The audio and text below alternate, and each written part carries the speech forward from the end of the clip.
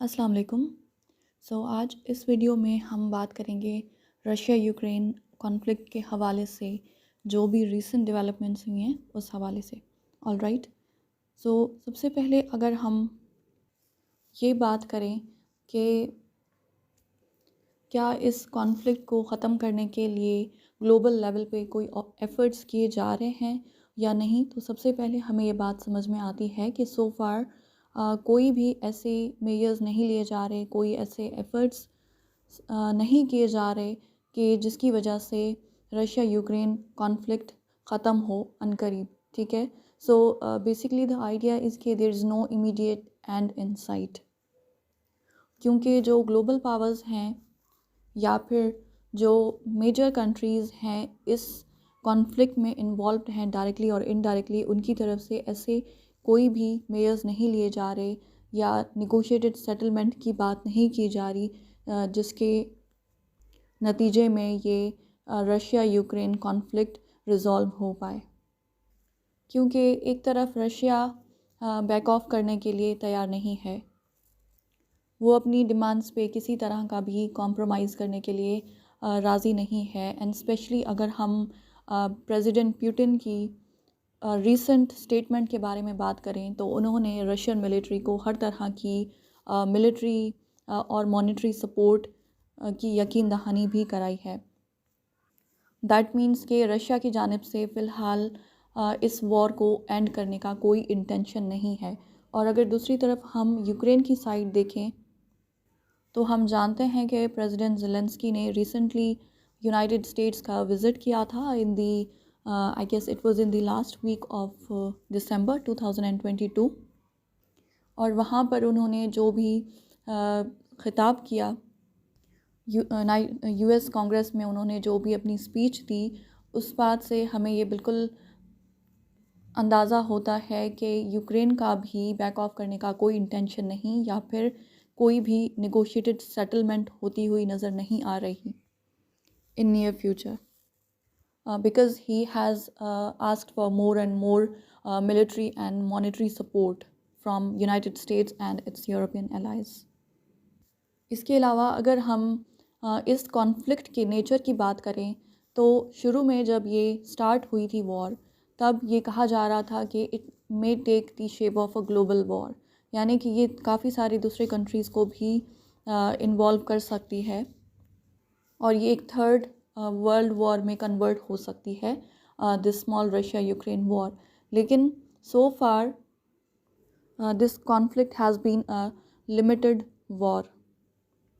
Limited war से मुराद ये है कि it is not actually a high intensity conflict, यानी कि दोनों कंट्रीज़ की जानिब से एक लिमिटेड वॉर लड़ी जा रही है और दोनों कंट्रीज़ की जानिब से कोई हाई लेवल के प्रोवोकेटिव स्टेप्स नहीं लिए जा रहे। और लिमिटेड वॉर का सबसे बड़ा प्रॉब्लम यही होता है कि it has the tendency to be prolonged, और यही वजह है कि it's been more than 8 months के ये वॉर कंटिन्यूड है and still both sides are not willing to go for a negotiated settlement. इसके अलावा लिमिटेड वॉर के साथ एक और भी प्रॉब्लम ये होता है कि अगर एक कंट्री यानी एक साइड अगर वो समझे कि उसने अपने वॉर ऑब्जेक्टिव्स अचीव कर लिए हैं and now it would like to put an end to the war, तब भी वो कॉन्फ्लिक्ट एंड नहीं हो सकता, क्योंकि दूसरी साइड को अब भी ये लगता है कि वो वॉर को कंटिन्यू करने के काबिल है and it doesn't feel like it has been defeated. ठीक है, तो obviously the other side might want to continue the war. So this is another problem with the limited war, यानी कि अगर इस टाइम में रशिया कहे कि वो इस वॉर को एंड करना चाहता है एंड क्योंकि उसने अपने ऑब्जेक्टिव्स, अपने पॉलिटिकल और जियोपॉलिटिकल ऑब्जेक्टिव्स को अब अचीव कर लिया है इन यूक्रेन और अब वो वॉर को ख़त्म करना चाहता है, तो तब भी ये कॉन्फ्लिक्ट ख़त्म नहीं हो सकता, बिकॉज़ क्योंकि यूक्रेन के काफ़ी सारे एरियाज़ को रशिया ने ऑक्यूपाई कर लिया है एंड ऑब्वियसली यूक्रेन चाहेगा कि वो रशिया से अपने वो तमाम इलाके वापस हासिल करे and that is the reason कि वो चाहेगा कि वॉर कंटिन्यू रहे और ख़त्म ना हो जब तक कि यूक्रेन को अपने खोए हुए इलाके वापस ना मिल जाएं. So basically the idea is कि लिमिटेड वॉर जो है it is not a high intensity conflict and there is a tendency कि such conflicts linger on for long periods. और रशिया का शुरू से ही यही आइडिया रहा था कि वो यूक्रेन के अगेंस्ट एक लिमिटेड वॉर वेज करेगा. बट क्योंकि नॉर्मली एक लिमिटेड वॉर में ये होता है कि जो स्ट्रॉन्गर साइड होती है, जो बड़ा कंट्री होता है, जिसके पास ज़्यादा रिसोर्सेज होते हैं, वो प्रिवेल कर जाते हैं, वो अपने ऑब्जेक्टिव्स को अचीव कर लेते हैं. और जो अपोजिट साइड है, दूसरी साइड्स है, एनिमी साइड है, उसको वीक कर दिया जाता है बुरी तरीके से. लेकिन इस केस में ऐसा नहीं हुआ बिकॉज़ यूक्रेन के बैक पे यूएस और उसके यूरोपियन एलाइज मौजूद थे जो कि कंटिन्यूसली सपोर्ट कर रहे हैं यूक्रेन को by providing it with monetary support, loans, grants, and also with the advanced weapons and defense systems. यही वजह है कि अभी तक यूक्रेन इस काबिल हो पाया है कि वो कंटिन्यूसली 8 मंथ्स तक रशिया के अगेंस्ट वॉर में शामिल रहे. और अगर ऐसा ना होता कि यूक्रेन के बैक पे यूएस और उसके अलाइज मौजूद ना होते तो ये बात यकीनी थी कि यूक्रेन को बहुत जल्दी कमज़ोर कर दिया जाता रशिया की जानिब से और ये वॉर ख़त्म हो चुकी होती अब तक. और इसका आउटकम ये होता कि रशिया ने अपने ऑब्जेक्टिव्स को अचीव कर लिया होता in Ukraine. So basically the idea is कि क्योंकि Ukraine has been supplied with advanced weapons, so it has kept Ukraine in the game still. And obviously so far they have been able to resist Russian aggression. और अगर इस time पे इस war को ख़त्म करने की बात की जाएगी तो ऑब्वियसली यहाँ पे एक नेगोशिएटेड सेटलमेंट रिक्वायर्ड होगी because both sides are equally able to resist each other. कोई भी साइड वीक नहीं है. तो यहाँ पर रिक्वायरमेंट है of the negotiated settlement between Russia and Ukraine. अगर हम मज़ीद रशिया यूक्रेन कॉन्फ्लिक्ट के हवाले से एक इम्पॉर्टेंट सिग्निफिकेंट डेवलपमेंट की बात करें तो यहाँ पर बात की जाएगी about the president Zelensky's visit to the United States जो कि रिसेंटली उन्होंने किया. और on 27 December 2022 he was in United States and वहाँ पे जाके उन्होंने अपने कुछ मुतालबात रखे in the US Congress. And as a result Joe Biden administration है, प्रेसिडेंट बाइडन है, he promised for another aid of $1.8 billion to Ukraine. यानी कि यूक्रेन से मज़ीद 1.8 बिलियन डॉलर्स की मॉनेटरी सपोर्ट का प्रॉमिस किया गया है बाय द बाइडन एडमिनिस्ट्रेशन. और साथ ही एक इम्पॉर्टेंट डेवलपमेंट ये है कि Ukraine has secured patriot missiles from the United states. और ये बहुत ही एक इम्पॉर्टेंट डेवलपमेंट है एट दिस टाइम क्योंकि इन पैट्रियट मिसाइल्स की, इस पैट्रियट डिफेंस सिस्टम की बहुत ज़्यादा सिग्निफिकेंस है and it could be a provocative step taken by the United States to provocate Russia. ठीक है, यानी कि प्रेसिडेंट ज़ेलेंस्की के इस रीसेंट विज़िट के बाद यूनाइटेड स्टेट्स ने ना सिर्फ यूक्रेन को मॉनेटरी सपोर्ट की यकीन दहानी कराई है बल्कि उनसे ये भी प्रॉमिस किया है कि US will provide Ukraine with the patriot missiles. और इसके फॉलोअप में हम ये देखते हैं कि प्रेसिडेंट पुतिन की जानिब से भी एक स्टेटमेंट आती है and actually President Putin promised all forms of support to Russian military to secure its objectives in Ukraine.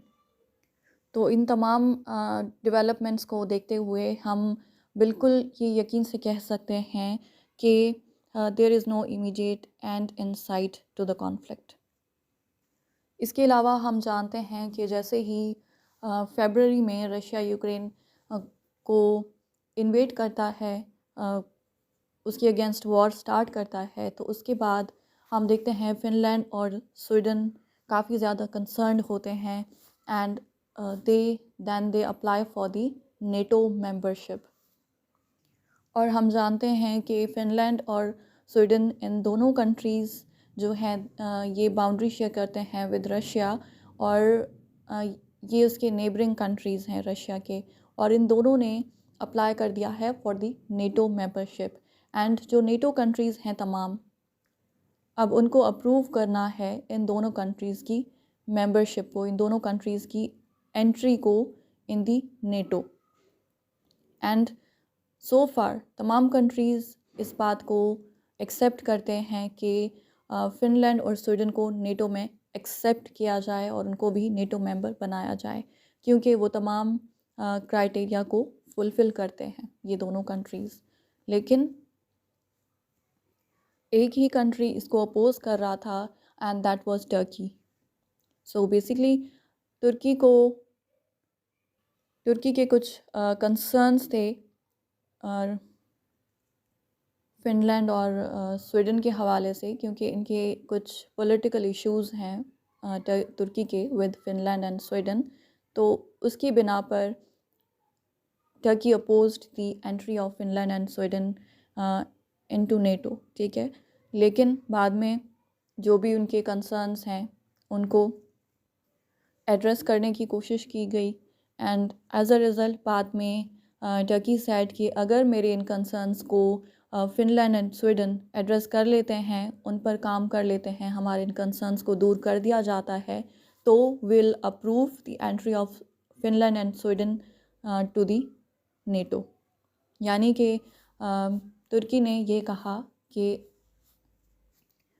अगर उनके तहफ़्फ़ुज़ात को फ़िनलैंड और स्वीडन की जानिब से दूर कर दिया जाता है, तो उसके नतीजे में तुर्की कबूल कर लेगा फ़िनलैंड और स्वीडन की मेंबरशिप को इनटू नेटो, ठीक है। एंड स्टिल अभी उस पे काम हो रहा है एंड इट इज़ एक्सपेक्टेड कि या तो फिर मिड ऑफ द 2023 या फिर एंड ऑफ द 2023 तक फ़िनलैंड और स्वीडन दोनों नेटो मेंबर्स बन जाएंगे। ऑलराइट, सो ये एक्सपेक्ट किया जा रहा है बाय द एंड ऑफ 2023।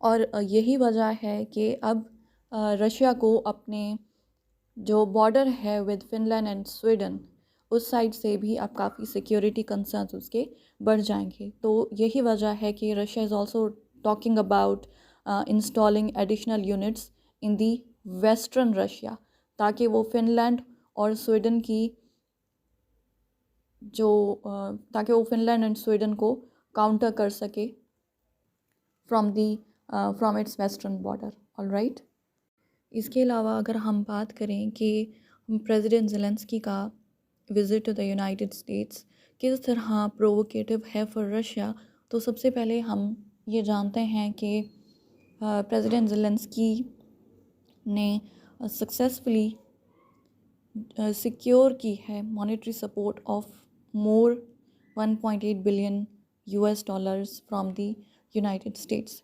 इसके अलावा उनका जो मेजर इंटेंशन था इस विज़िट का, that was to secure Patriot air defence system from the United States. And the thing is के यूनाइटेड स्टेट्स की जानिब से यूक्रेन के साथ ये कमिटमेंट की जा चुकी है कि they will be provided with the US's special Patriot air defense system. And this is the reason that this commitment of the United States to provide Ukraine with Patriot air defense could prove to be a provocative for Russia, क्योंकि इस defence system की बहुत ज़्यादा अहमियत है। अगर हम patriot air defence के बारे में बात करें तो it is actually a very capable anti-aircraft defense system, ठीक है। जो कि मेनली इस्तेमाल किया जाता है बैलिस्टिक मिसाइल्स को रोकने के लिए। It is mainly used to intercept ballistic missiles. और यही वजह है कि it will enable Ukraine to stop Russian aggression. यानी कि अगर यूक्रेन अपने पास ये पैट्रियट एयर डिफेंस को इंस्टॉल कर लेता है तो इट विल बी एबल कि वो रशियन एयरफोर्स के जो इंटरवेंशंस हैं, उनके टारगेट्स जो हैं, उनको रेस्ट्रिक्ट कर सके। Basically, the idea is कि the intervention of Russian Air Force will be restricted as long as the patriots are there।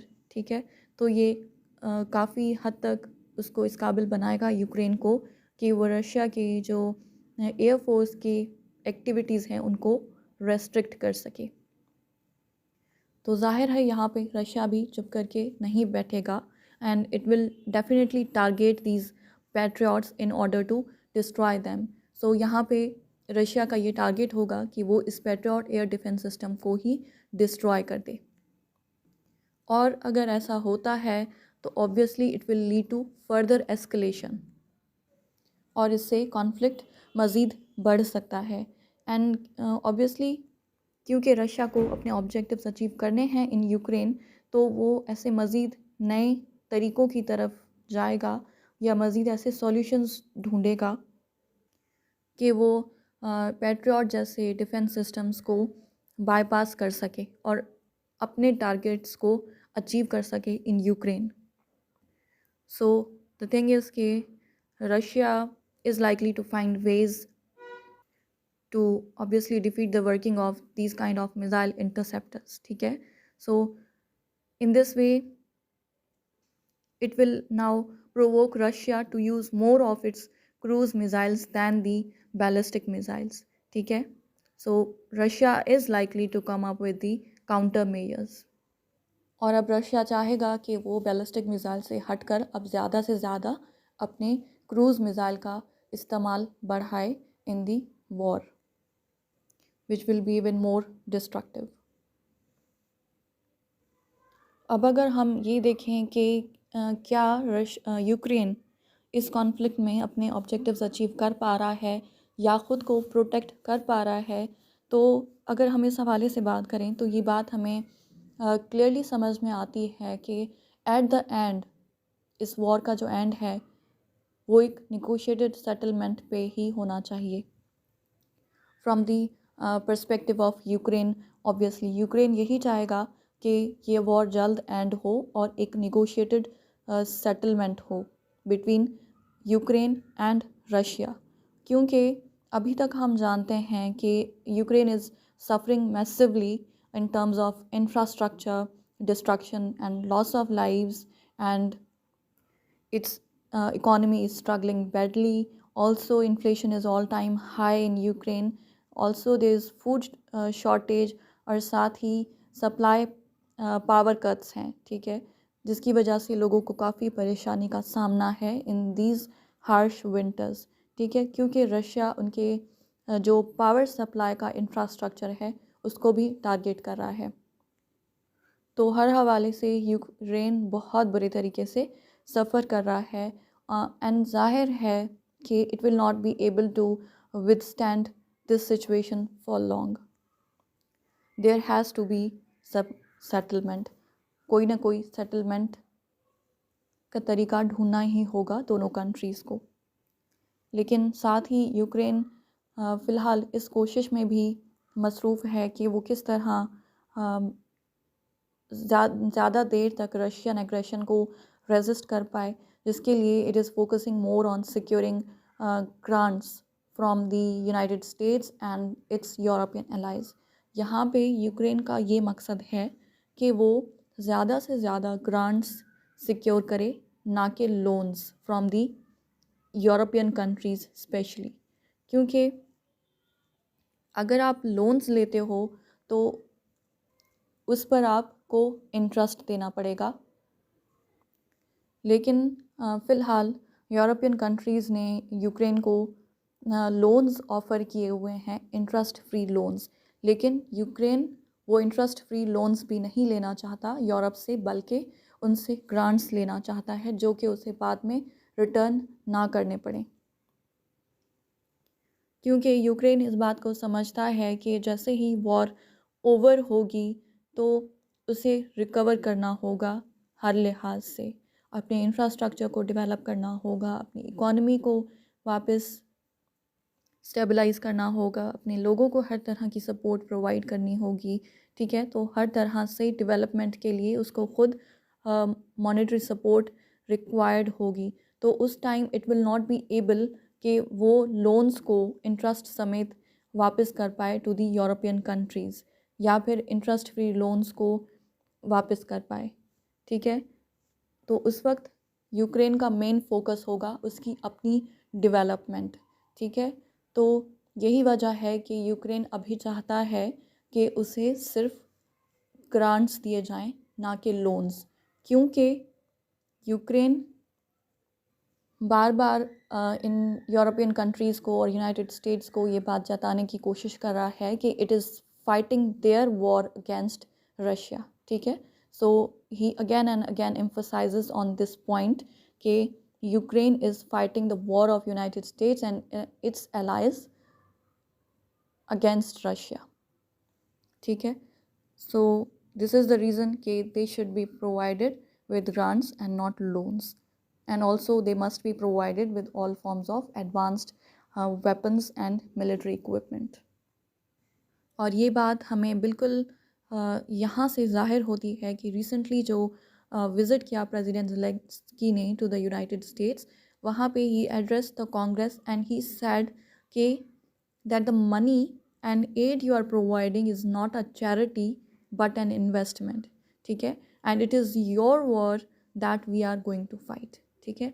So these were the words of president Zelensky when he made a speech in the US Congress.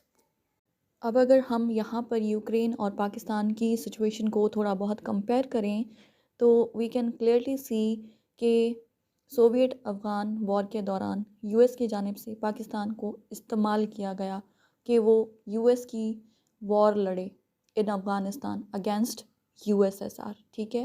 And currently US और उसके allies की जानिब से Ukraine को इस्तेमाल किया जा रहा है टू फाइट अगेंस्ट रशिया, ठीक है। लेकिन पाकिस्तान की सिचुएशन कहीं ना कहीं प्रेसिडेंट ज़ेलेंस्की के माइंड में है, एंड उसी को ही समझते हुए ही नोज़ के किस तरह पाकिस्तान को यूएस की जानिब से इस्तेमाल किया गया रशिया के ख़िलाफ़ वॉर में, ठीक है, in the Soviet Afghan war. उसके नतीजे में पाकिस्तान को काफ़ी ज़्यादा नुकसान उठाना पड़ा, पाकिस्तान की इकॉनमी को बहुत ज़्यादा नुकसान हुआ। इसके अलावा पाकिस्तान का जो सोशल फैब्रिक है वो डिस्ट्रॉय होकर रह गया।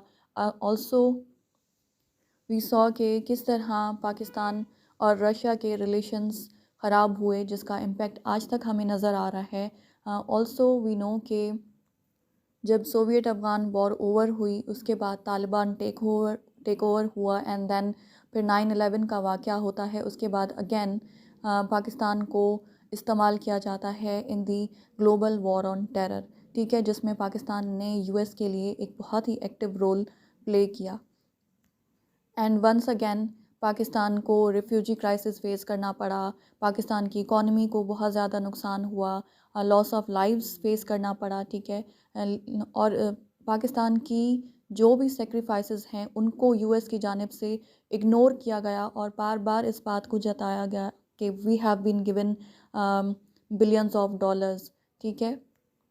बावजूद इसके कि Pakistan was acting on behalf of the United States, ठीक है। तो इस टाइम में भी यूक्रेन बार बार इस बात पर एम्फसाइज़ करता है कि यूक्रेन रशिया के साथ जो वॉर कर रहा है that is on the behalf of United States and it's allies, ठीक है। तो इसी वजह से ही कीप्स ऑन एम्फसाइजिंग कि यूक्रेन को जो भी मॉनेटरी और मिलिट्री सपोर्ट दी जा रही है that is not charity but an investment for the global piece and security, ठीक है। तो यहाँ पर यूक्रेन नहीं चाहता कि उसे पाकिस्तान के जैसे हालात का सामना हो. That is why we can say कि president Zelensky have been making such preemptive statements by telling the West and the United States कि that it's your duty to give us all forms of support and you are not doing any favor to us. ठीक है. और Ukraine ने इस बात पे भी ज़ोर दिया कि हमें इस बात की उम्मीद है यूनाइटेड स्टेट्स से कि यूक्रेन को हर तरह की सपोर्ट प्रोवाइड की जाएगी और किसी भी तरह की सपोर्ट को रोका नहीं जाएगा, क्योंकि अब हम जानते हैं कि अनकरीब कांग्रेस में चेंजेस आने वाले हैं. ठीक है, चेंजेस होंगी. तो यूक्रेन कहना चाहता है कि कांग्रेस में जो भी चेंजेस आए उसके बावजूद यूक्रेन को हर तरह की सपोर्ट मिलनी चाहिए, क्योंकि ये वेस्ट की ज़िम्मेदारी है कि वो डेमोक्रेसी को प्रोटेक्ट करे और ऑटोक्रेटिक रिजीम्स के अगेंस्ट काम करे. और जब भी हम ऑटोक्रेटिक रिजीम्स की बात करते हैं from the perspective of the western countries, तो ऑब्वियसली उसका इशारा सिर्फ 2 कंट्रीज़ की तरफ होता है, that is China and Russia. Alright.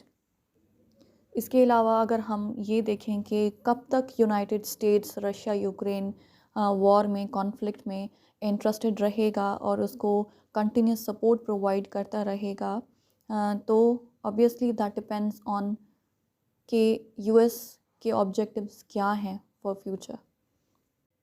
So it all depends on for how long US would remain interested in the Russia Ukraine conflict. जैसा कि हम जानते हैं सोवियत अफगान वॉर में जैसे ही यूएस ऑब्जेक्टिव्स अचीव हो जाते हैं, उसके फ़ौरन बाद पाकिस्तान को आइसोलेट कर दिया जाता है. एंड देन अगेन जब global war on terror start होती है तो उसमें अगेन यूएस के लिए पाकिस्तान एक्टिवली अपना रोल प्ले करता है. But as soon as the US objectives are achieved, again Pakistan को आइसोलेट कर दिया जाता है. ऑलराइट. तो अगेन अब जो रशिया यूक्रेन कॉन्फ्लिक्ट चल रहा है, इसमें भी यूएस के लिए ये मुमकिन नहीं होगा कि वो लॉन्ग टर्म के लिए यूक्रेन को सपोर्ट करे. ठीक है.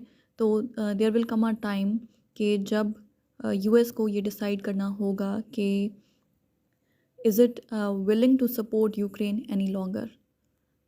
तो दैट ऑल डिपेंड्स ऑन के यूएस इंटरेस्टेड रहता है इस कॉन्फ्लिक्ट में या फिर इस कॉन्फ्लिक्ट में अपना इंटरेस्ट लूज़ कर देता है bye gaining all it's objectives.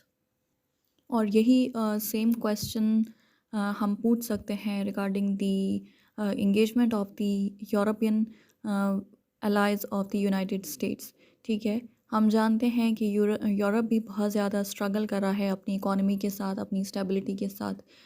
ठीक है. तो उसके लिए भी ये लॉन्ग टर्म में ये पॉसिबल नहीं होगा कि वो यूक्रेन को एक कंटिन्यूस सपोर्ट प्रोवाइड करता रहे, क्योंकि वैसे भी हम जानते हैं कि रशियन ऑयल कैप की वजह से already it's facing, European countries are facing energy crisis. ठीक है. और इकोनॉमिक क्राइसिस तो ऑलरेडी ग्लोबल लेवल पे फेस किया जा रहा है. सो ये नियर फ्यूचर हमें बताएगा कि क्या यूएस और उसके अलाइज यूक्रेन को सपोर्ट करते हैं अगेंस्ट रशिया या नहीं, और they just let go of Ukraine after weakening Russia. क्योंकि जितना कॉन्फ्लिक्ट प्रोलॉन्ग होगा उतना ही इन दोनों इन्वॉल्व कंट्रीज़ के लिए बुरा होगा. एक तरफ यूक्रेन मज़ीद तबाही की जानिब बढ़ेगा और दूसरी तरफ रशिया की इकॉनमी मज़ीद वीक होके ख़राब हो सकती है. And at a time will come जब रशिया इकोनॉमिकली सस्टेन ना कर पाए. ऑलराइट. अगर हम करंट हालात देखें तो हमें ये बात पता चलती है कि जो यूरोपियन कंट्रीज़ हैं उन्होंने ऑलरेडी प्लेज किया है for the support of Ukraine by providing $30 billion, लेकिन उस सपोर्ट प्रोवाइड करने में काफ़ी डिले है. Obviously because world economies are suffering post Covid crisis. और जो ये न्यू ईयर है 2023 इसमें भी यूरोपियन कंट्रीज़ ने यूक्रेन के लिए प्लेज किया है for the monetary support of 18 billion dollars. लेकिन अब भी यूरोपियन कंट्रीज से, यूरोपियन यूनियन से उसका अप्रूवल पेंडिंग है, और उसके लिए बहुत ज़रूरी है कि तमाम यूरोपियन कंट्रीज़ इंडिविजुअली उनके पार्लियामेंट्स अप्रूवल दें। लेकिन ऑब्वियसली जो दुनिया की इकॉनमी की हालात है और जो रिसेशन में जारी है ग्लोबल इकॉनमी, उसको देखते हुए countries are actually hesitant to provide this heavy aid to Ukraine. इसके अलावा यूरोप को जो एक और बहुत बड़ी क्राइसिस का सामना है, that is of the refugee crisis. क्योंकि आप जानते हैं कि जैसे ही यूक्रेन वॉर स्टार्ट होती है तो वहाँ के लोग माइग्रेट करना शुरू हो जाते हैं to the nearing European countries, ठीक है। तो basically these European countries are also dealing with the refugees they have taken in, so there is a refugee cost as well, जो कि इन कंट्रीज़ को हेजिटेंट कर रही है already for providing any heavy aid to Ukraine.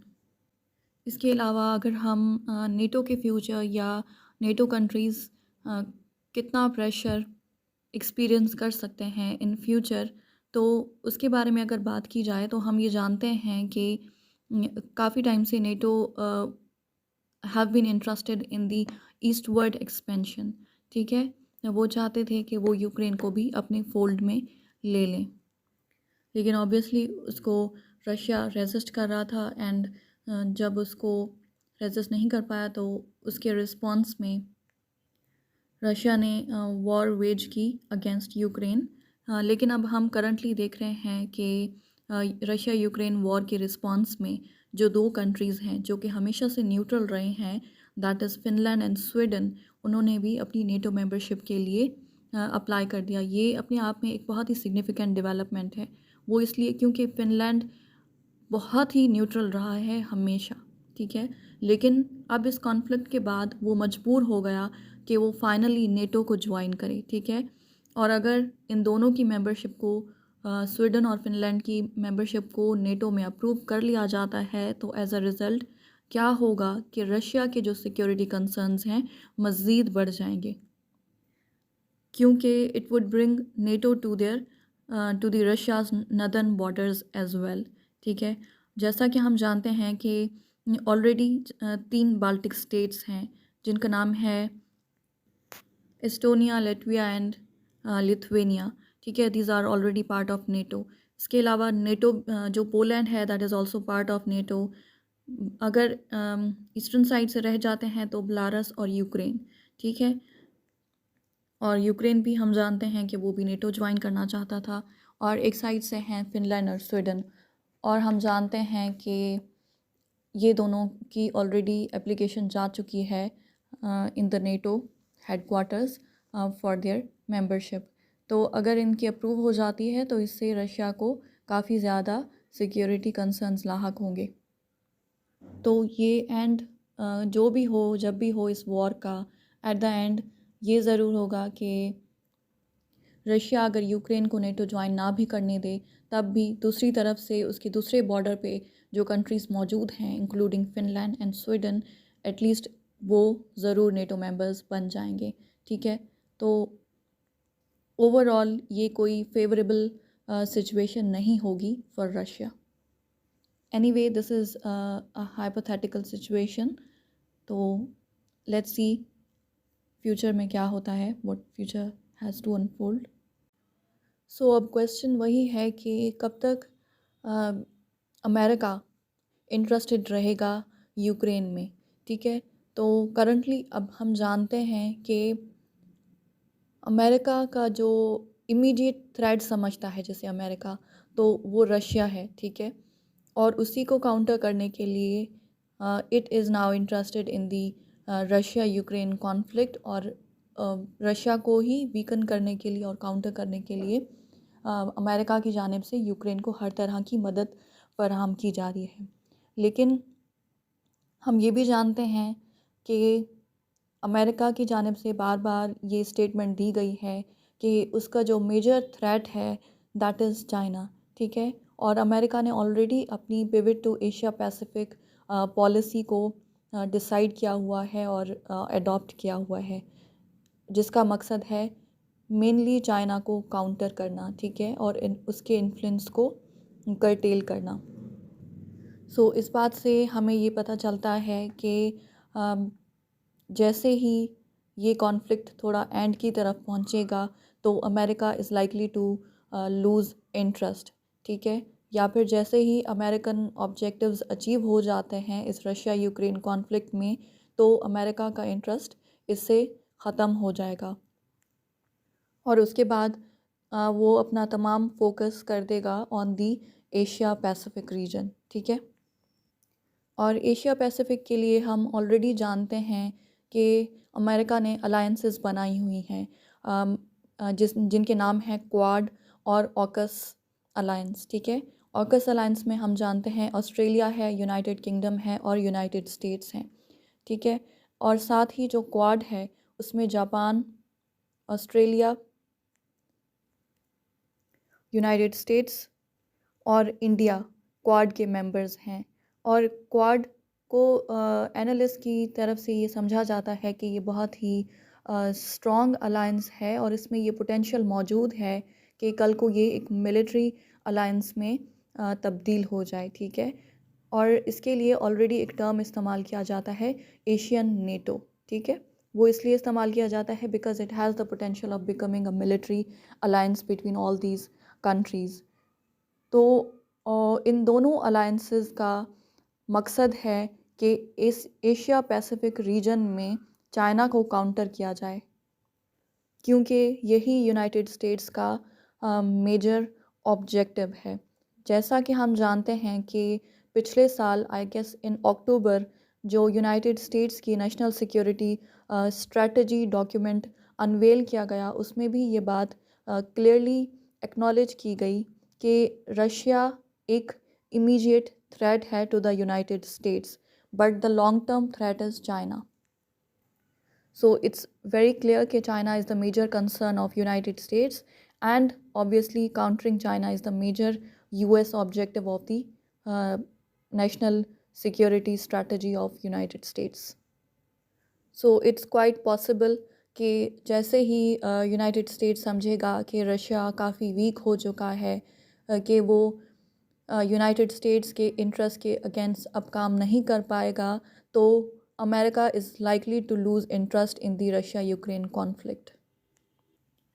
तो ये तो long term की बात हो गई, फ्यूचर की बात हो गई. लेकिन अगर हम करंटली देखें कि यूएस का ऑब्जेक्टिव क्या है और यूनाइटेड स्टेट्स के लिए अभी के हालात क्या हैं, तो ऑब्वियसली हम जानते हैं कि यूएस की अटेंशन डिवाइडेड है between Europe and the Indo Pacific.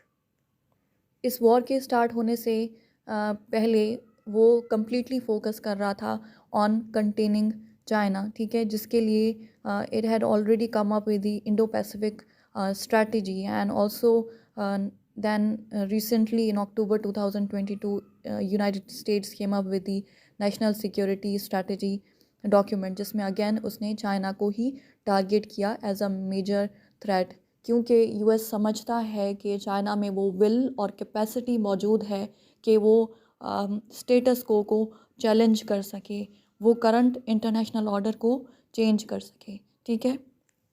तो ये वॉर स्टार्ट होने से पहले सोली यूएस फोकस था ऑन कंटेनमेंट ऑफ चाइना.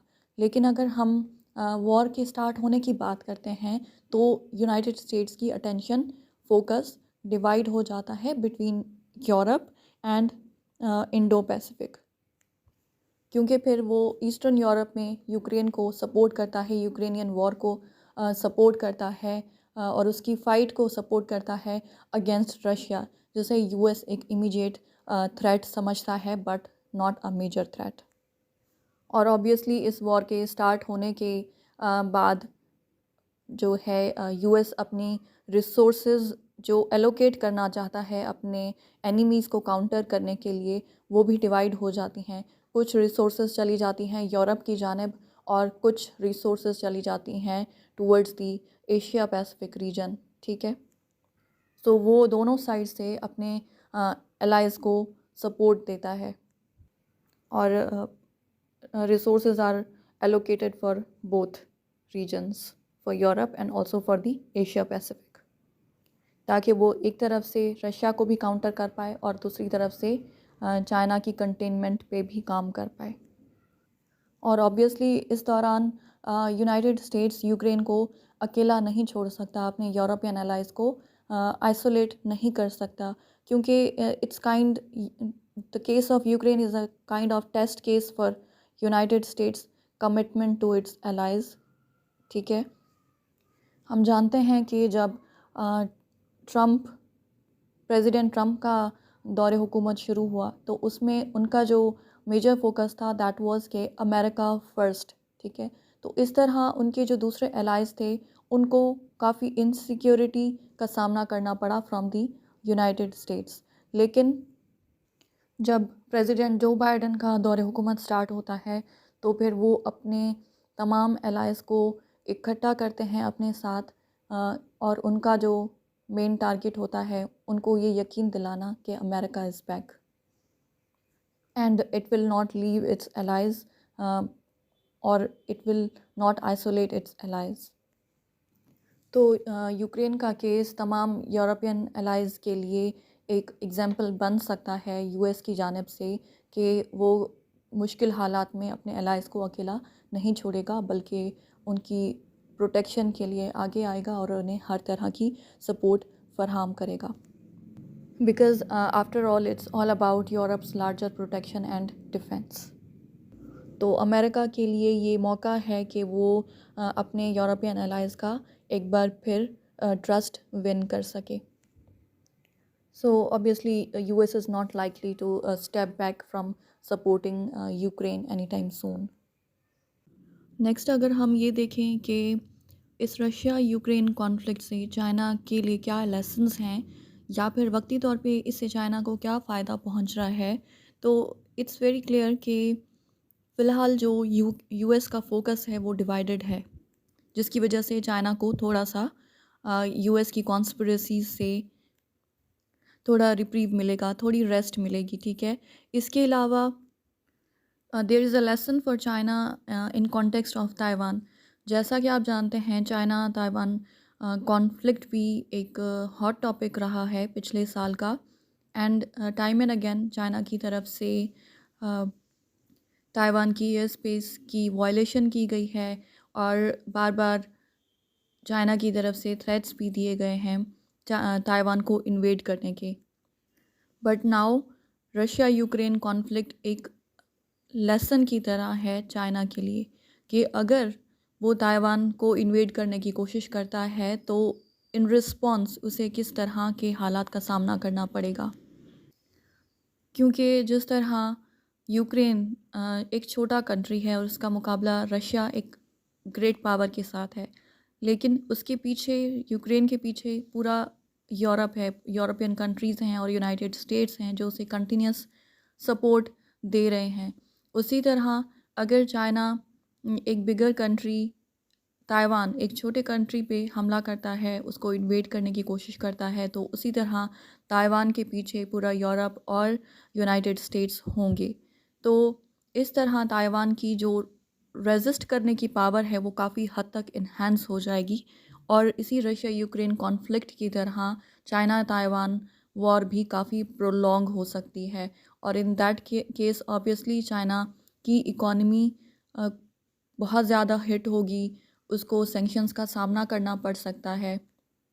तो अब इन तमाम बातों को मद्देनज़र रखते हुए ही चाइना को कोई स्टेप लेना होगा ताइवान के हवाले से, बिकॉज नाउ चाइना नोज़ कि it will not be easier for it to overcome Taiwan and this might and this will prolong if any conflict takes place between China and Taiwan, और obviously उसका बहुत बुरा असर होगा दोनों countries के लिए।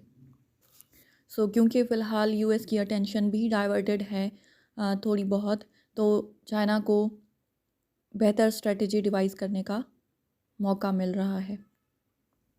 Alright, so now I think हमने काफ़ी कुछ जो रीसेंट डेवलपमेंट्स हुई हैं रशिया यूक्रेन कॉन्फ्लिक्ट के हवाले से हमने डिस्कस कर ली हैं। So now let's end this topic here.